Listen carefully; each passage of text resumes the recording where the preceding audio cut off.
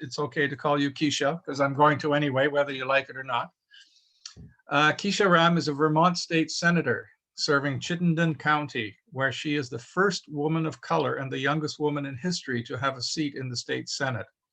She received a Bachelor of Science in Natural Resource Planning and a Bachelor of Arts in Political Science from the University of Vermont in 2008, where she was Student Government Association President and graduated magna cum laude, which I believe means top of the class.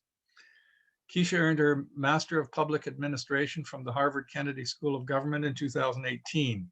Her career in Vermont has spanned preschool education, legal advocacy for victims of domestic violence, and municipal civic engagement. She currently works to build social equity and inclusion in nonprofit organizations, businesses, school districts, and municipalities.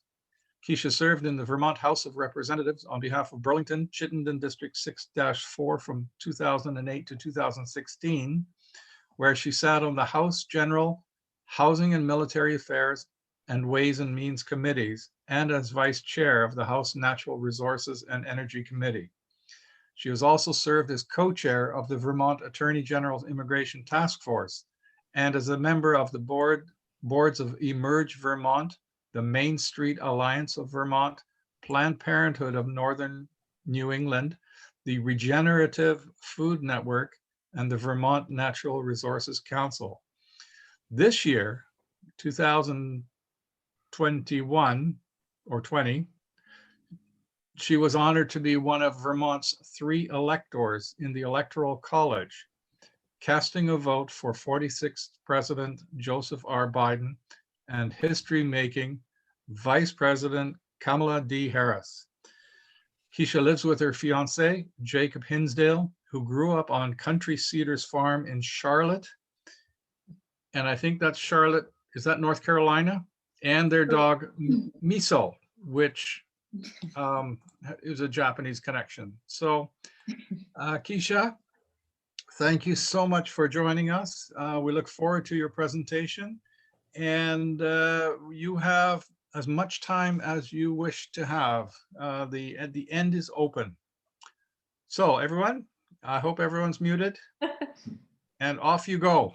Wonderful. So a few friendly corrections. Number one, I am not as fancy as I sound or as accomplished. I'm sure I'm among many people who've done a great deal. And Mo, it's really nice to see you as the person who made the original connection, and you're up way later than I am for this presentation. So really nice to see all these friendly faces. 2, I believe magna cum laude is second in terms of sort of that tier of being top of your class. Summa cum laude would be the best, and I was too busy to get something like that.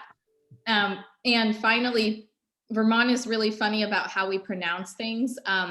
So our capital is Montpelier, Vermont, even though it would be Montpellier if you were in France, and we say Charlotte. So there's sort of a running joke here that to be in politics, you need to look at a list of 10 town names and properly pronounce them, which is not the way that the French would have pronounced them. But anyhow, it's just wonderful to be with all of you. You know, Mo may know this, but I had to be reminded by Twitter that today would be Sir Ganga Ram's birthday. So it's a very auspicious day for us to be together. And I honestly am so amazed. It really speaks more to his legacy than any, any sort of title or power that I have, that people around the world reach out to me to, now that they know who I am, to remind me that it's his birthday. They, celebrate the day he passed away. They celebrate his birthday. They celebrate so much about his life. And so it's such a gift for me to, know his story, to be inspired by his story, and to do what I can to return that, energy and love back out into the world. So it's just a tremendous honor to be with all of you. I figured, there's, in one sense, I could just start with a chronological sort of approach, which would be talking about him first. But I think it's important to talk about my own upbringing first, because I did not know enough about him as a child, as some people may know or have this similar or, conflicting personal experiences with. My family was forced to flee the part of India that became Pakistan in 1948 when my father was a very young child, and my aunt was a little bit older. They never liked to talk about that experience. They never liked to talk about where they were from, and they were really young children. So it was always a kind of early, confusing and painful memory. The day before I was born, my grandmother, so my grandparents, but we lost my grandfather when I was very young. But my grandparents, my Dadaji and my Dadiji, as we would say in Hindi, moved to the United States. And my grandmother says, I waited for her before I was born. I was born the day after she arrived. And I was the youngest. I wasn't going to get a lot of attention from my parents. And she really, took me under her wing. She taught me how to read and write in cursive from the age of 2. It was pretty strict. And, I just remember I'd sit on her veranda and take dictation, as she would call it. And she'd just tell stories about Kashmir and Lahore and all of the splendor of where they lived, which, had been really built and created for Sir Ganga Ram. My grandfather was the eldest son of the eldest son of Sir Ganga Ram. So, you can cast some aspersions on the children who end up in that kind of position of good fortune and what they inherited versus what other siblings might have had to work for, frankly. But, what it did mean is that I inherited a lot of stories about the places that he shaped and the communities that he built. But it was still secondhand because my grandmother wasn't the direct descendant. She was sort of experiencing it after marriage. I didn't know if someone had a question. I had all of these kind of jumble of stories growing up, but I didn't have a full sense of his legacy as a child. There was often a lot of pain, frankly. And, my father, being Hindu, had this kind of anti-Islamic streak inside of him. And it was really hard to break him of that, and I'll come back to that later because it's been an important theme throughout my, life and my journey. But my parents met at UCLA. My father came when he was 16 to go to school in California and become an engineer like a good Indian. And pretty soon he met my mother, who was working on 2 master's degrees, an MBA and a master's in anthropology. And my father, by that time, had dropped out of the engineering program, never finished, and decided that he wanted to become a restaurateur because he made tandoori chicken and roasted corn and some other Indian like street foods for UCLA's festivals, and realized most people had never had Indian food before. So they would have a line around the corner for the food. They'd have to raise the price, so they didn't run out quickly. And my father realized that was his passion. So he and my mother first started New Delhi Deli in Westwood, California. It was a very novel name back then. I'm sure he was glad to sort of get in on that before others did. And then eventually, my mother's Jewish, my father's Indian, and they ran an Irish pub in Los Angeles. So they took over an Irish pub called McGinty's. And that's essentially where I was born and raised. It felt like I spent most of my time outside of school pitching in the family business, sweeping peanut shells off the floor, making tips, just being cute and probably not doing anything that useful.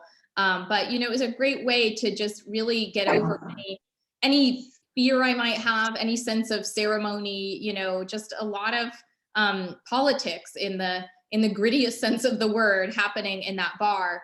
And I was sort of there for it and learned how to be really unafraid in my approach with other folks. Things weren't always that great with, my childhood. It was a really interesting upbringing, but my father put everything he had into that restaurant. And I often help immigrant business owners now in Vermont. I was just helping, a Burundian family who have farmland today in the state, and they're really in danger of losing it. And they feel so ashamed, and so they want people to know that they are smart and, proud, and they have accomplished so much. And I'll say, I know what that's like. My father poured his entire life into a restaurant and ended up losing it, and felt like he had nothing to pass on to us, nothing to show for it. And so that cycle of gain and loss continued in our family, right? It had been, borne out in the last generation, when my grandfather had to leave the factories behind and shutter his businesses and see, what would become of them, and move to Punjab, modern Punjab, on the other side of the new border. But, again, I think my father felt so deflated that he had encountered that cycle of loss again, and didn't have something to give to us. But he gave us a lot more than, something tangible or a business or financial wealth. He always really, I don't know if the word is enjoyed, but he felt really compelled to go see politicians speak and challenge them. He was very argumentative, as Indian men are. And, it taught me a lot about, just somebody who wasn't even a citizen standing up for what he thought was right in the community. And I will tell you, growing up, there were only 2 American politicians that he respected, and he would go take us to see them. And that was Maxine Waters and Kamala Harris. And if you know anything about the 2 of them, you will know that my father just really suffered no fools. He really had a lot of respect for people who spoke truth to power, even though that's probably not what he would call it. So, I went on through my years. We had our ups and downs economically, and I think that really shaped my sense of fairness and justice in politics. When they went to buy that Irish pub and they needed a loan, they went to the Women's Bank of Los Angeles, because that was, the best place for them to get access to capital as an immigrant and a woman. When we were in hard times, my father learned that for me to be a free lunch kid, so essentially get access to free lunch at school, also meant that I could take the SATs for free and apply for colleges for free. So, even right now, as we talk about universal school meals and hungry kids, I can say, I hear you, and I was a free lunch kid, and here's some of the, benefits to breaking the stigma around that. So, that was kind of the checkered past that I grew up with. I have to say at this point, because you all will probably just want to boot me out of the meeting. It was one of my dreams was to go to school in British Columbia. And when I applied to schools, I applied to the University of British Columbia as an international student. And they actually gave me the International Leader of Tomorrow Award, which they give to 6 students around the world. And I think I was just so overblown, sort of like bowled over, that I got this scholarship. I didn't think I was anybody that special. My GPA was fine. It was more like the Magna level, not the Summa level. But, they saw something in me, and that really meant a lot to me. It still does. And the day I was supposed to let them know if I would accept this award that no one turns down, I visited the University of Vermont, which also felt like this little, slice of something I was missing in Los Angeles. And, on that trip to Vermont, first of all, if you've ever spent any time in either Burlington or, say, Boulder, Colorado, or Santa Monica, California, there's this very similar feeling because they have large walking promenades. There's a really big central walking promenade, and it kind of is the center of activity, and thousands of people, traverse it every day. And then what Burlington and Santa Monica have in common, where I grew up, is a bluff overlooking the water and the sun setting over a body of water. It's not the Pacific Ocean here, it's Lake Champlain, but I truly fell in love with this place. And the day I visited UVM, I met a professor named Salim Ali, who I continue to stay in touch with, who's from Lahore. And he was sitting down with me. They picked out the one South Asian they could find to talk to this South Asian, student they were really trying to attract to the university. And we sat down, and he said, okay, so Kesha Ram, so that's a very interesting name. Is your family Indian? Yeah, my family's Indian. They're Punjabi. Oh, okay. What community are they from? Well, they moved around a lot. They were originally from pre-partition Lahore, as we might say in my family. Oh, your last name. Do you know who Sir Ganga Ram is? And I'm like, I have heard of him. He is my great-great-grandfather. And my relatives handed me a biography once, and I haven't really cracked it open. And he just stopped and he said, I need to call my family right now. And I'm like, why do you call your family? And he's just like, I don't think you know who you are and how important your great-great-grandfather is to us. And I'm like, I'm learning right now as you speak, because this has never happened to me before, that someone feels the need to call their family when they meet me. And, you know, literally screams on the phone, his relatives trying to say over the phone, we say a prayer for him every day. He's, you know, the reason so many of us live the lives we live. He's given us so much. And I'm thinking like, wow, I don't even know if I'm going to college here, you know, but this is quite the experience. So, you know, that was so amazing to me that I traveled, you know, across the country. Pretty much Los Angeles and Vermont are as different as it gets.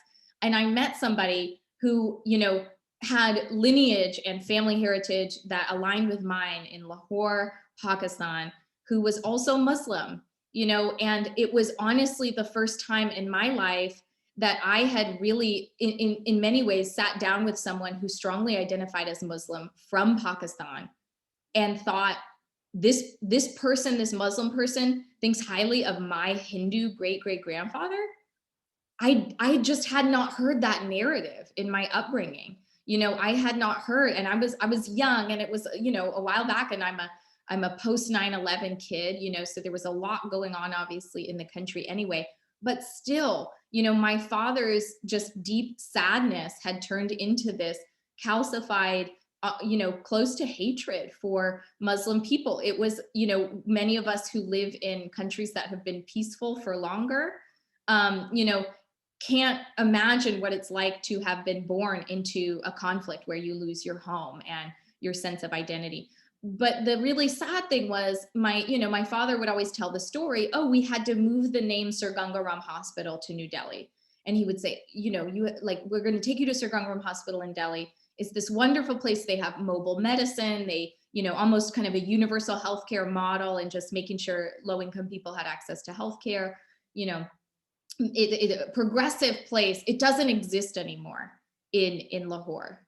And I'm talking to Salim, I'm talking to other people, they're saying, you know, I studied at Sir Ganga Ram Hospital in Lahore. My family went to this medical school. This dam was built by your great-great-grandfather. You know, these buildings, this road, you know, this college for women, this school for girls, this home for widows. And I'm thinking, wow, this man lived at the turn of the last century and could give most, you know, Western men a great run for their money in terms of empowering women to that extent, you know, over 100 years ago. And so it just was so eye-opening for me and really life-changing. And, you know, I can sort of go through politics as we talk more, get into the Q&A. But I think what I'll end by saying is that in a pandemic, you know, I had just been elected, and the consulate in Lahore, the US consulate, found the story, you know, and thought, oh, let's celebrate. This is actually somebody who might make people feel hopeful around here. You know, let's celebrate her story. Her roots started in Lahore, and now she's a state senator in Vermont, wearing a salwar kameez, you know, in the Senate floor, getting sworn in. And, you know, that story went like viral a little bit for Pakistani Twitter or for whatever, you know, corners of the world. And so all of a sudden there were people in local towns in Vermont calling me or emailing me and saying, my family in Pakistan is telling me I should know you, and they're really mad at me that I don't already know you. And I'm really surprised that they around the world are asking me like, don't you know Kesha Ram, what are you doing? So, you know, it instantly became this reminder in the middle of a tough election, in the middle of a pandemic, in the middle of so much, you know, heartache and grief for so many people, that his story mattered. Because, I mean, there were so many themes about his story that mattered. You know, number one, that you know, the story is still told that he read in the lamplight in the streets because, you know, they didn't have that access to light at home, and he kept studying his engineering books and his architecture, and he really was self-made, you know, that he was really came from the earth and, you know, came from good hardworking people and built something of himself. You know, two, that he cared so much about women and their advancement. You know, I think that I just gave a talk through the consulate to a group of women in Pakistan. And I said, you know, I don't want you to think that you need to in any way become Western to become self-realized as women. You know, that we don't have a monopoly on that in our countries. And in fact, my father would say that it was the Victorian period in Northern India that really broke that gender parity that you still see more in Southern India, but that the, you know, the British and particularly the Victorian British were very patriarchal. And then finally, and most importantly, I think in a pandemic, you know, that if you give people food, water, shelter, sustenance, a purpose, education, those are the things that really matter. I can talk all day long in politics, you know, I can push a bunch of paper around and pass a lot of legislation, but unless I'm making sure people are nourished, educated, and have a sense of direction and the ability to follow their dreams, then I really haven't done anything at all. And I think that's why his legacy endures to this day, because that's what it represents for people, are tangible, beautiful things, but also the idea that anyone is worthy and everyone is deserving of care, education, you know, love and well-being. And so with that, I just really thank you all for having me. It sounds like that's sort of, we talked about a peace park. I think I see it, you know, I just feel like those are the ingredients for peace as well. You know, I think we like to think it's, you know, two men talking about negotiations of who gets what piece of what land and what rock, you know, but really what it is when everybody has the nourishment, the sense of purpose, and the education that they need to be successful. Well, thank you, Senator Ram. Terrific talk. Originally, we were going to just do questions by chat, but I think our group is the right size where I will recognize those who put their hand up, and only that person, one at a time. So questions, anybody? So I'd like to be first, since I introduced you, Kesha. Yeah. And your comment about knowing the 10 names of places in Vermont and being able to pronounce them correctly, I had to learn a very tough lesson in District 5080 because we have a town that's called Moscow, not Moscow, Moscow. And I got into a lot of trouble for mispronouncing it. What I'd like to do, though, first of all, thank you so much. And thank you to Mo Ayaz for introducing you to me and to our organization. But what I'd like to do is just pick on some phrases that you've used and just to remind people the full breadth of your life and your history. So I'm just going to randomly mention them. The New Delhi Deli, that is so cute. It's the not Jewish, so popular. I don't know why. The Jewish Hindi Irish mix, and that's, I think you may be the only one with a Jewish Hindi Irish mix. Yes, we call that being a Hindu, but I don't know what it's Irish in. But yes, we call it being a Hindu. You know, you mentioned the Women's Bank of Los Angeles. So often women get things done where men cannot, and this is just another example. So you ended up not getting the UBC award? So I got it. And I said, I am sorry, I think I'm going to turn it down. Can I talk more about, can I get an extension? You know, because I'm really loving Vermont and I don't know what I'm going to do. And they said, you know, no one's ever asked us for an extension. So, you know, I think people are usually extremely grateful to get it. And really, you know, I think it came at a time when I didn't think I was that worthy of something like that, you know, so it's amazing. I think in the back of my mind, part of me thought, if I'm in Canada, am I going to be able to work? And what if I want to run for office one day? Like I like politics, you know, I don't think it was like very much in the front of my mind, but I think I made the right decision for my heart, but it was very hard for my head to let go of Vancouver and British Columbia. And I still haven't visited because I'm afraid I'll realize I probably made the wrong decision, even though I'm very happy here in politics. Well, I was I got my master's of education from UBC, so it's nice connection there. And speaking of connections, it's really interesting the connections that you've made over your life and the chance meetings that all of a sudden something twigs and your whole life makes a huge change. Empowering women, helping others follow their dreams. And I think that's, that's what we're trying to do with the Indus Peace Park, is to help people follow their dreams collectively with Punjabis on both sides of the border. So with that, again, thank you so much for taking the time to be with us, and I will return it to Norm to moderate the other questions that people might have. Thank you. Thanks, Case. Any questions, anybody? If you don't have your video going, you can do a reaction hand wave or something for a question. I'll have one while I'm waiting or Max, Harvey, can you? If I may, at some point, could we have Mo and others talk about the Peace Park? Because when I'm in the Senate, I'm kind of like, wait, where is this? It's in London and we're in Vancouver. So, if it would be great to hear more about what you all are doing, because it sounds amazing. Okay. Well, I'll ask to start with Tony Sharma from London, past District Governor, and past Assistant District Governor Mo Azayas, to talk about the Indus Peace Park for a couple minutes. Nice. You two can unmute. Okay, well, thank you, Norman. Thank you, Senator Kesha.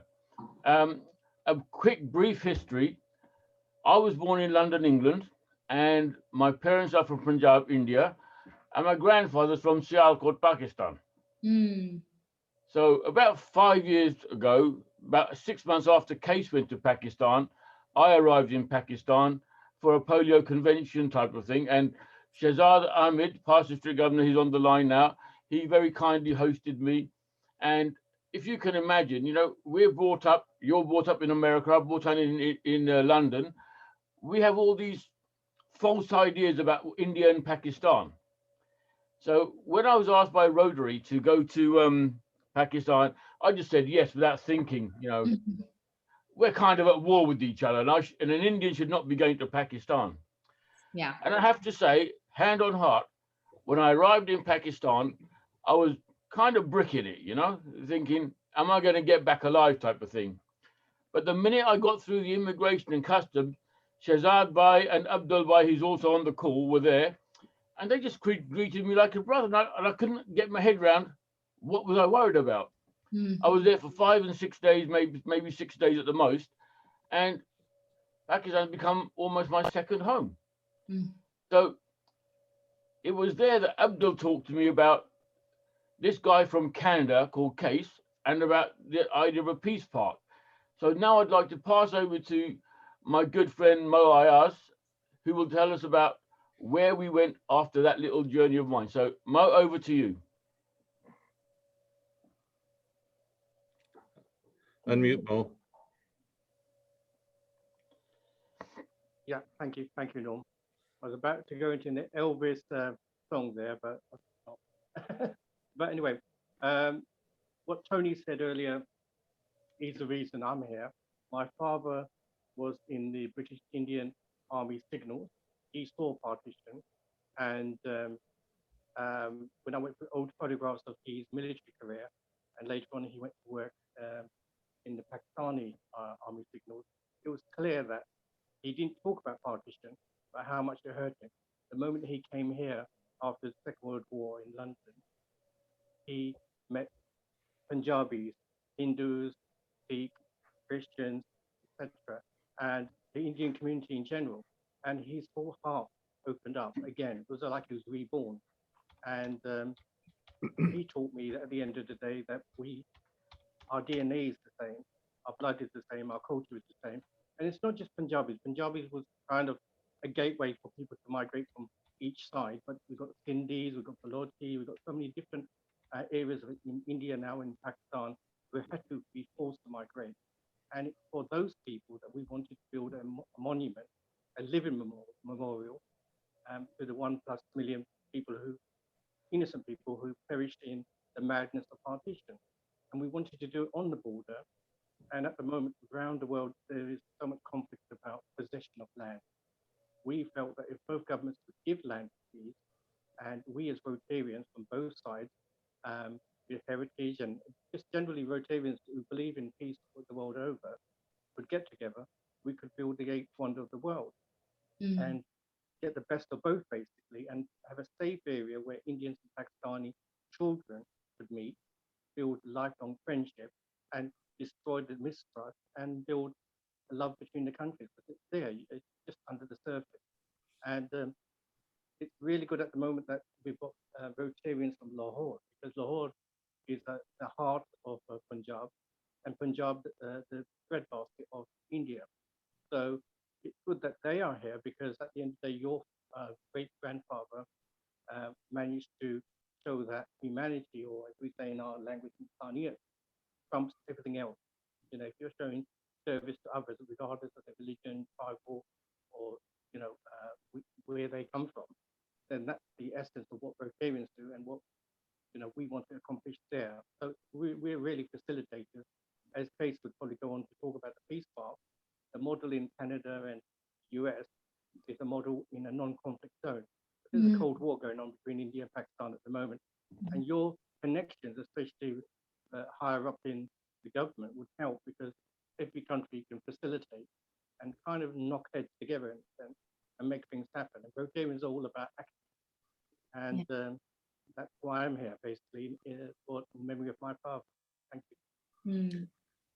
Thank you, Mo. And I'd just like to bring it back to sort of the beginnings. There's a few questions, but Case and I are members, and along with a few others on this call, of the Waterton Glacier International Peace Park. It's on the border of Montana and Alberta, Canada. Okay. Montana, USA. And it was arguably the first peace park in the world. And that's sort of what started Case and I on the journey. Then Case got quite involved in.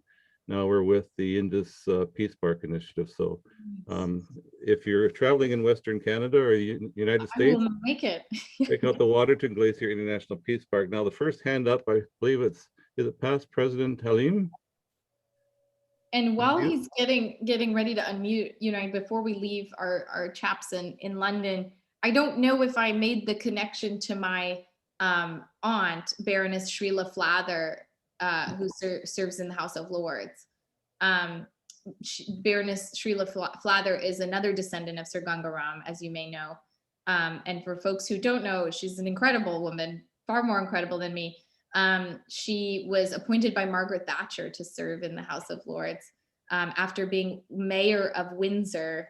And before that, she was a refugee counselor for women and girls. That's always been her passion. So, I didn't know her either, because after partition, our family scattered throughout the world. And when my Dadiji died, it was a really big trip for me. It's when we went to the Wagah border. We went as close as I've ever been to Lahore. But I was with a great aunt of mine, and she said, there's another politician in the family, because I was 22, 24. I had just been elected to the legislature for the second time. I said, no, nobody ever told me about another politician in the family. She said, oh, yeah. Your aunt Srila, she's in London, she's in Maidenhead. And she pulled out an article, it's like they hadn't talked probably in decades, but she had this article about my Srila Buaji, as one might say. And it was a beautiful story. We don't agree politically on a lot of things. She was appointed by Margaret Thatcher. She was Conservative Party, became non-aligned. But, that all said, I read the article, and it was about her being on the metro, the tube, I should say, in London. And she kind of got pushed out of the way by an older man who said, my people died for you and your people have done nothing. And her father was a viceroy in the British Army. A lot of Indians, as folks may or may not know, lost their lives in World War II.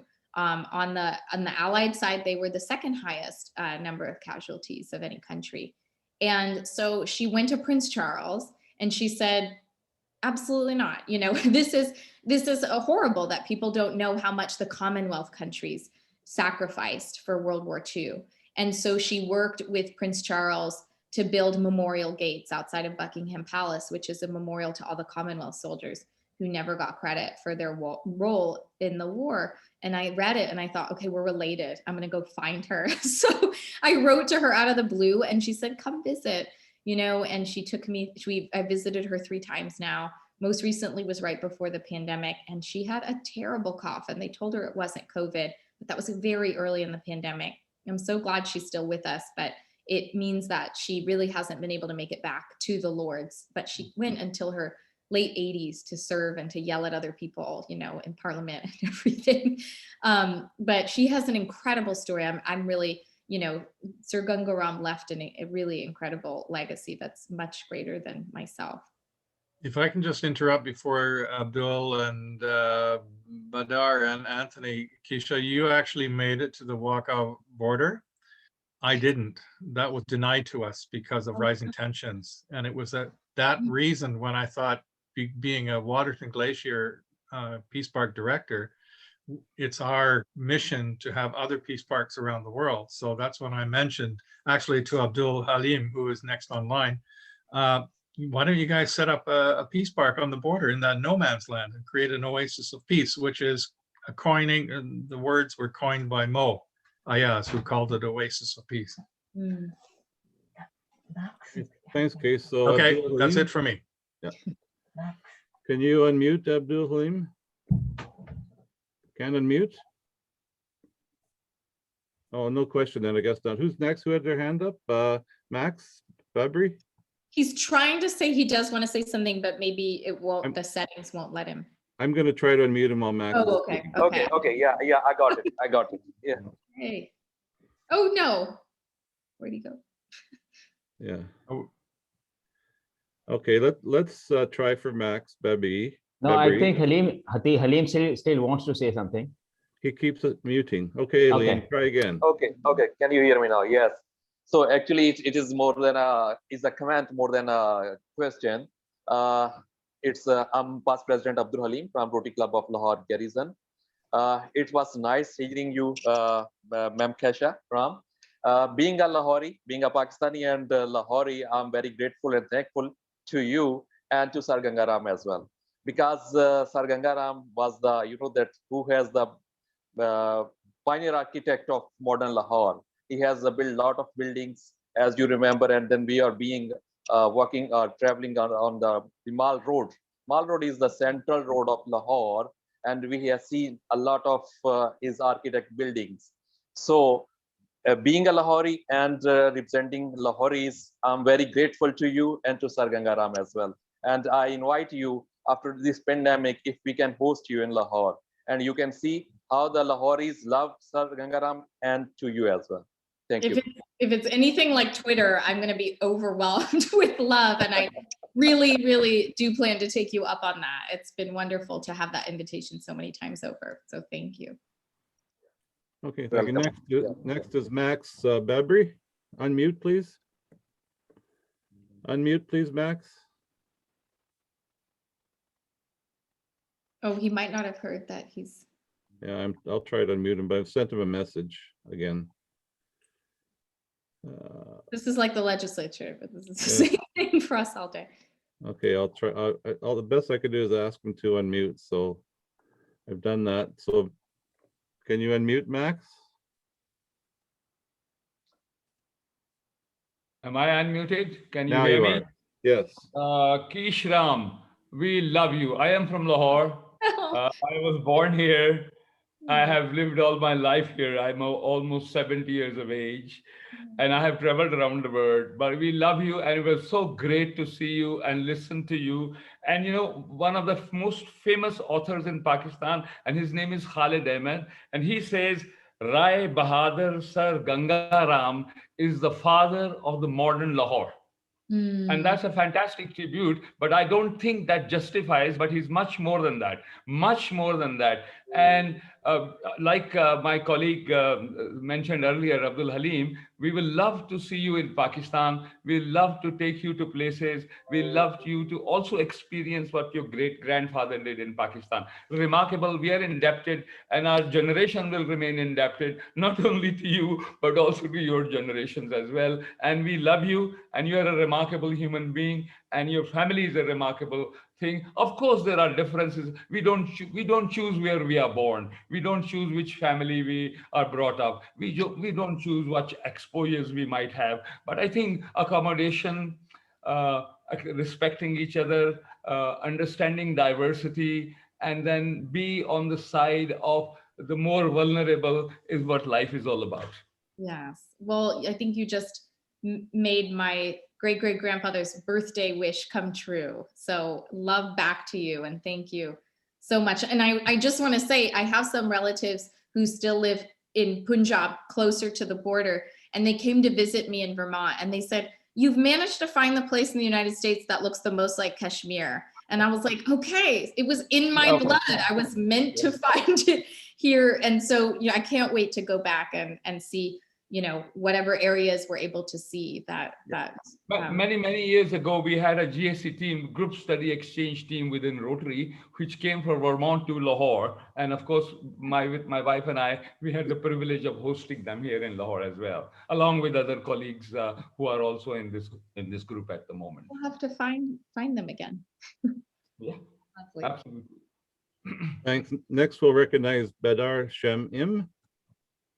All right, can you guys hear me? Yes.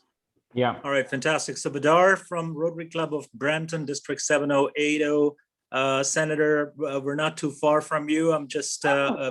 We're just a suburb of Toronto, so perhaps about 7 hours drive from Vermont. I, much like a couple of speakers before me, Max and Halim, was born in Lahore, but I've lived in Canada since 1991, and as I came here as a teenager. And I'm going to be honest, I quite frankly tried to avoid South Asian politics to the best of my capabilities, being a high school student and a university student here in Canada. My best friend in high school was a Hindu Gujarati guy from Kenya, Parmar. I'm still in touch with him. My best friend in university is a Punjabi Sikh guy. I'm still in touch with him. Over the years, I had an opportunity to practice portfolio management and investment management as a vocation. And because of my vocation, I had the privilege to basically take a look at building international trade and investment links. And subsequently, I became involved with my local chamber. I'm a past chair and a lifetime member of my chamber in the city of Brampton. And through that platform, I had a chance to travel across India, visited Gujarat, visited Punjab. I actually do have family in Kashmir, so I visited Kashmir, met the Kashmir Chamber of Commerce and Industry. Here's what I'm going to say. When you start to take a look at the social or the economic development needs of South Asia, and I'm saying this as a lifetime member of a Canadian chamber, and as a Canadian professional, there is very little to no difference in the socio-economic development needs of South Asia. Having said that, much like previous 5 years in the United States, we have very strong populist politicians in Pakistan and in India. And unfortunately, because the education level of the masses on both sides of the border is not the same as in Canada or United States, where you can see when you're being played around, they get taken. Terms like dharam is in danger, or religion, mazhab is in danger, and you have to stand up for your religion and your dharam and protect it. Those are easy words to use in South Asia to boil the emotions and control the populace from a political perspective. I think politicians in North America, Canadians as well as Americans, along with other like-minded politicians, whether they are in England or whether they're across Europe, they have a key role to play in support of organizations like Rotary to support building educational institutions across the borders, building healthcare institutions across the borders, do the most basic fundamental things that we take for granted here in North America. And I think having you as a champion for that sort of discourse will go a long way. And I think in Rotary, whether it's in Canada or whether in United States or in India and Pakistan, you'll find a lot of like-minded people who would be happy to support that sort of a cause. Yeah. Thank you. Thank you. And, sign me up. Absolutely. And it is true for some of us who have that kind of borderland experience. When I went to go take my fiance to India to meet my family last spring, it's the rise of Modi and a lot of Hindu nationalism. And they used to be able to say, more explanation of where your family's from, but it just said, where's your father born? Lahore. And I couldn't get the e-visa to go to India. You all can understand this in Canada, especially. It was a blizzard.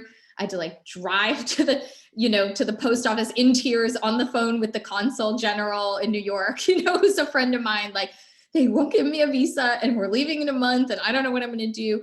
And it just felt, I never had that experience before. And it just felt like it's very hard, even for someone with a celebrated story like mine, Hindu, American access when I need it, very hard for me to be able to access my heritage and even get to India, frankly, at this point. So it's getting quite scary. My relatives have all said, they have plans to support their Muslim friends and the people who work with them, in case things get really bad. And they're in Delhi, they're not out in the middle of nowhere. So it's been really frightening to think about. And I love what you said about friends. My best friend in Vermont, we went and got our shots together. And of course, everyone thinks we're married, but he's just my close friend, is a gay Muslim Bengali North Dakotan. I was just like, I'm a Hindu from Los Angeles and you're a Bengali North Dakotan.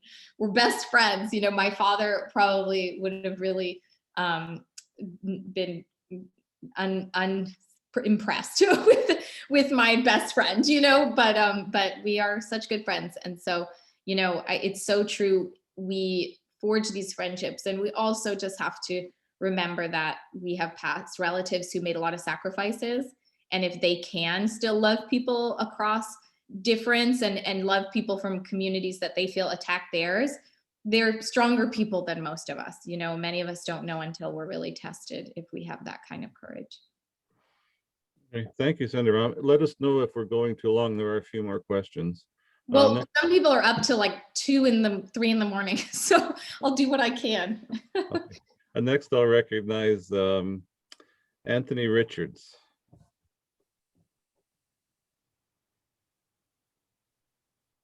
Just unmute. There you go. Okay, thank you. That's done. Kesha, Past District Governor Anthony Richards from Lahore, Pakistan. It's absolutely wonderful to meet you. The story that you told about Salim, if I got it right, and that was your introduction to Gangaram and Lahore. So, and your own background, sort of these things bring home to actually what a little world it is. My dad was born in Belgaum, India, and my mother was from Goa, which is now also in India. And the Gangaram story sort of is a place where I've walked through the corridors. My spouse, Dr. Mariam, was there for many, many years. And our consulting office was there in Gangaram. And to see the millions of people actually who benefit from that facility just goes to show what an amazing person your great-grandfather was. Salim was absolutely, I think the first thing he did to call home was actually what anybody from Lahore would have done, really. It may have been a surprise to you, but staying in the city and having prayed in the cathedral, which is also one of the iconic buildings that your great-grandfather did. So Lahore actually is a testament to the whole family from that point of view. And going ahead about the invitation, that bit of trivia, I think I'll put it down. It's April 14th here in Lahore, but it's still 13 there. And that was absolutely wonderful. I think I made a note of that. That is this something that we can do about it here. And again, extending the same invitation, we hope we see you and you can actually go through many of the places that represent the legacy of your family to this park. Oh, thank you, Mr. Richards. And you're probably a good person to tell people who might not know the story of the man who tried to, deface his statue. I always loved that anecdote.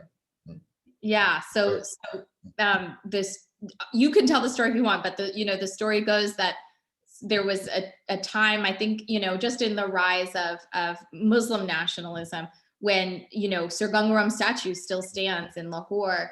And there was, a kind of Muslim fanatic who went to go smear dirt on Sir Gangaram's face, and he slipped and fell and really injured himself. And the crowd said, "Take him to Sir Gangaram Hospital." So I just love that story, and people love telling me that story. So I just thought of it. This Indus Peace Park is actually a absolutely amazing project also. Lovely. Having with PD Shahzad actually gone to Kartarpur, been in a space in Pakistan where we could actually freely meet people from across the border, showed us the potential of what this Peace Park could actually do. And the pandemic has sort of slowed down that project, but it's something that is will go a long way. So a great meeting you, and I hope this can be in a face-to-face meeting at some time, and in Lahore, if not in the US. Okay. And celebrating Take the care. Thanks. Thank you. The next hand up is Naeem. You can. And before name speaks, Norm, may I introduce him a little bit?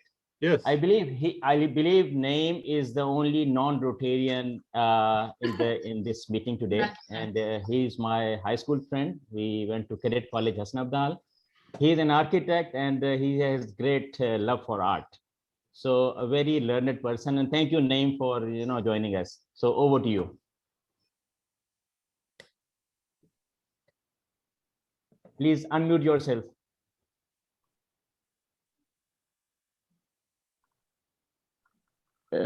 Yeah, good morning from here, and maybe it's good evening there. So, can you hear me? Yeah. Okay. Thanks to Shahzad, first of all, that gave this opportunity to be a part of this. And being an architect and from Lahore, and sitting right now in Lahore. Actually, I'm working in Dubai for the last 5 years. And I came here for a few days because, for the last 16 months, we couldn't travel and to see my mother. So, every architect in Lahore, particularly, they have lifelong inspiration, and particularly two persons. One is Sir Ganga Ram, and the another one is Bhai Ram Singh. The more we read now, Sir Ganga Ram was like, the more you read about the person, you have, you are always inspired every time you go through what he achieved in, I would say in those times, in so less time. Converting barren land and that trolley, this horse-driven, and this entrepreneur thing is new, but he actually proved what an impact one person can make. And the granddaughter is doing the same, and we wish you all the success. Now I have a few. I have a question for you, because you're an architect, and so I was just wondering, which is your favorite Sir Ganga Ram building in Lahore, and why? These two these two guys teamed up, Bhai Ram Singh, and every building that they did, HSN College or Mayo School of Arts. And now we as architects, there's some, I'll take a bit of time, because when architects start speaking, they are, into another world. Now, this brick, red brick, architects have a romance with this, and particularly architects of Lahore and maybe Delhi, and which had a tradition of this brick craftsmanship. Now, these two guys, Sir Ganga Ram and Bhai Ram Singh, they improvise like as we do, fusion in music. Okay, we have the traditional music and the modern, and so this is what they did actually. We also call it pluralism, and in arts and fine arts everywhere, you have to carry on the tradition. So these buildings are like, you go there, you can stay there for hours, and architects have find corners. You know, there's a dove sitting there in the niche. It's always something. You know, whenever you visit each one of these buildings, you simply, you know, you know, you lose connection from any other thing, any the world around. And now coming to his contribution and the initiative. First, I will also like, you know, just sort of a personal reference.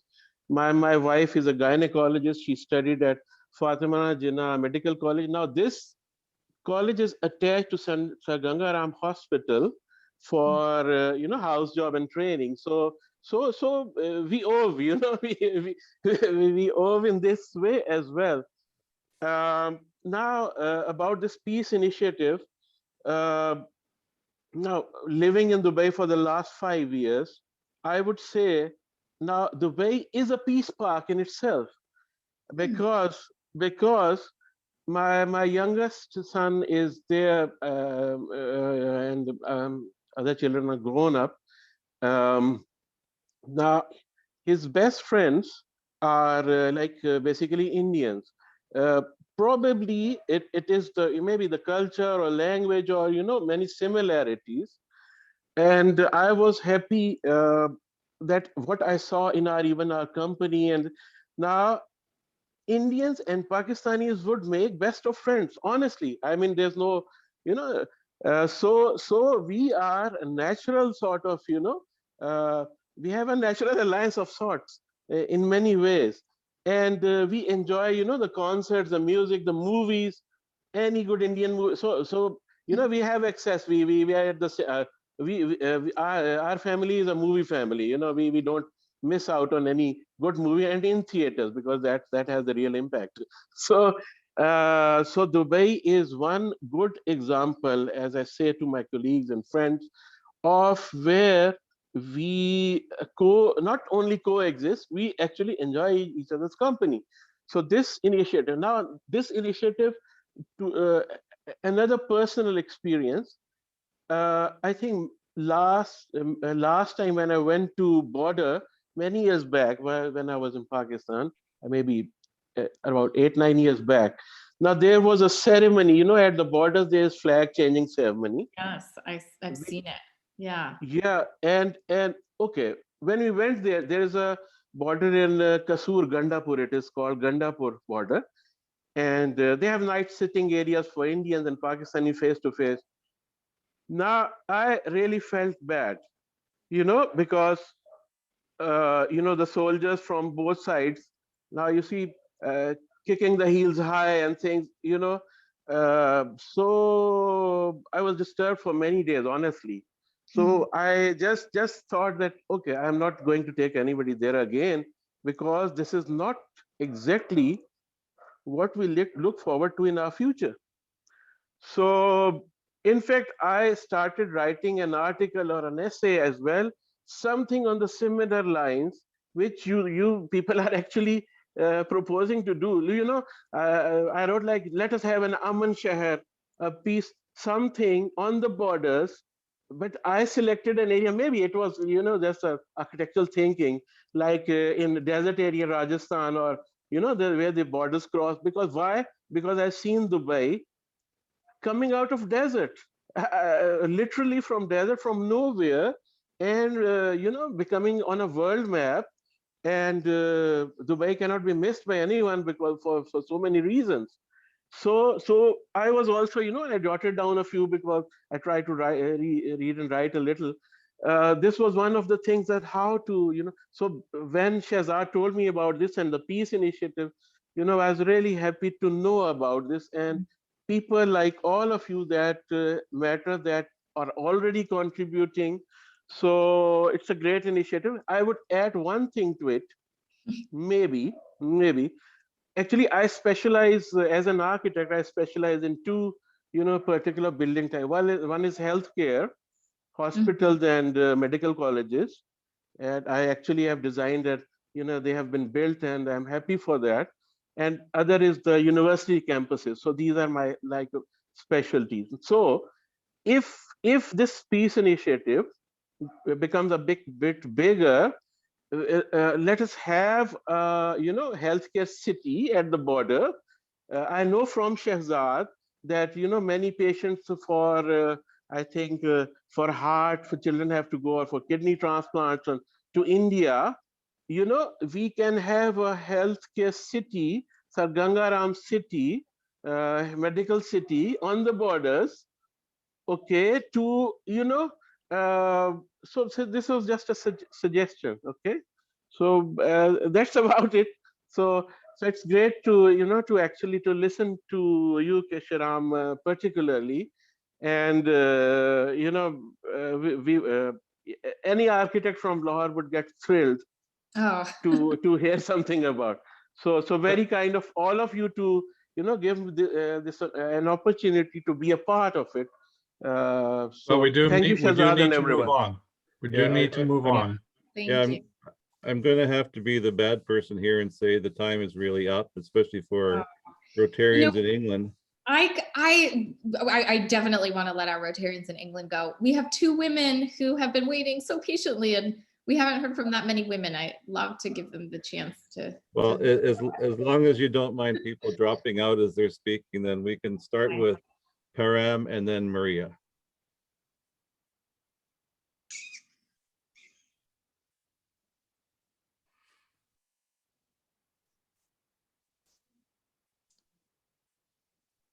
Oh, okay. Hi, Kesha. Thank you for such an interesting talk. You really took me back to Santa Monica Prominence. I lived there for a long time before I decided to come back to India. It was really kind of the memories that came back to me. But anyway, I live in Punjab, Ludhiana, which is not too far from Lahore. So next time when you come visit us, we vegetarian women will visit Lahore together. Lovely. We would love to visit Lahore, definitely. And now I'm going back to the point that Shamin made. Shamin really, I think he made an interesting point that most of the politicians in these 2 countries, and they definitely would resort to any unscrupulous methods to capture political power and by promoting religious fundamentalism and intolerance towards other faiths. And I think that's where the Rotary can really help. And since I'm new to this group and I really don't know what efforts have already been made, but I was just wondering if the 2 district governors from Pakistan, Punjab, and from Indian Punjab, if they can make some kind of a trust relationship pact, and as an outcome of that pact, which is, I think, it should be similar to the Kartarpur corridor. So that trust corridor can help the Rotarians start visiting each other's Rotary clubs, and then we can start with fellowship, and gradually we can move to building peace moments or something like that. And I think that would be, if the Rotarians start coming without any harassment of long process of visa and immigration processing, I think that will be kind of an indirect impact on other citizens also, and they can probably, because a common Indian and a common Pakistani, they are not enemies. They're really, I think they want to share a lot. So I think the Rotarians can start doing that. We can start visiting each other's clubs over the border, and then we can gradually move on to some other things. Yeah. This is just my thought. Thank you, Param. That sounds lovely. And I will come find you in Punjab. So we'll end with Maria, it sounds like.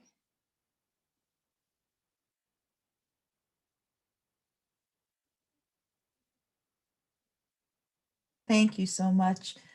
Senator Ram, thank you for breaking the glass ceiling. Thank you for all that you do in the United States. I'm a dual citizen. I live in Canada for the last 30 years, but I was born and raised in New York City. And I'm the vice president of the Waterton Glacier International Peace Park. We also have the president, Ed Handel, present for this conversation. And I really want to thank you for ending your talk with the reminder to all of us that peace is what happens when everyone has the opportunity, the equal opportunity to succeed. And I'm just curious if you're aware of the 8 pillars of positive peace that were identified by the Institute for Economics and Peace, and how Rotary has embraced those, because we've now partnered with the Institute.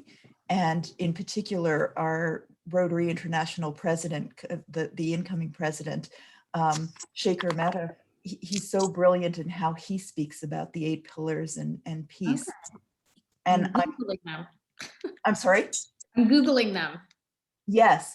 So part of what we are all, everyone on this meeting here is dedicated to peace building as Rotarians and working on this very conscious efforting worldwide to create that equity through the 8 pillars of positive peace. So I just wanted to bring that to your attention. And again, thank you for your brilliant work and your brilliant service. Thank you so much.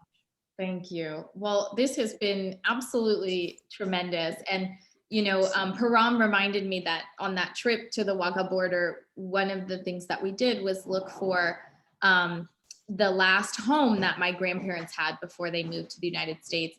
And I was really looking for some sense of closure somewhere on that trip with my grandmother and that relationship that I had with her. And we went to Osharpur, which is the last, you know, village that they lived in Punjab.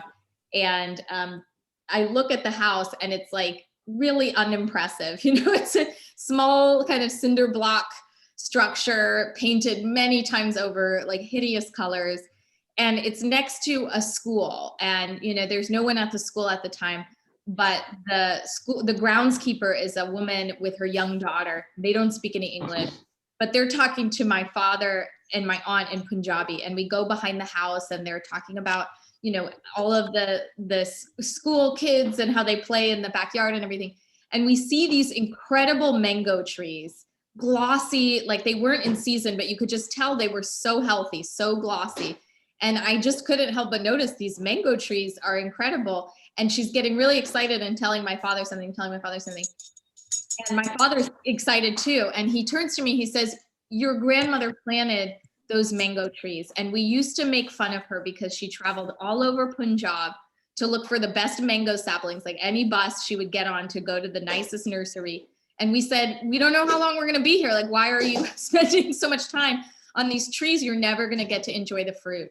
And the woman was saying that when the mango trees are in season, they have the best fruit in the whole village, and all the kids just gorge themselves on the mango trees. And it taught me this really important lesson, you know, that life really is planting mango trees whose fruit you don't expect to eat. And that is what peace does. And that is what your Peace Park is going to do. So I just wanted to leave you with that. And really thank you again for having me. And thank you, Senator Rahman. I'll turn it over to Sarah Collinson. She'll unmute.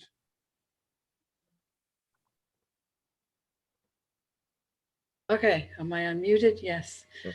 Yes, well, thank you all. This has been an absolutely wonderful discussion and conversation. So appreciative of it, and just seeing all the conversation and the connections being made even in this time that we've had. So thank you everybody for participating and for attending. On behalf of the Rotary Club of Nakusp and the Indus Peace Park Society. And I'd like to close this meeting and wish everybody either a good morning or a good evening or a good night, depending on wherever you are and what part of the world you are. Thank you all very, very much.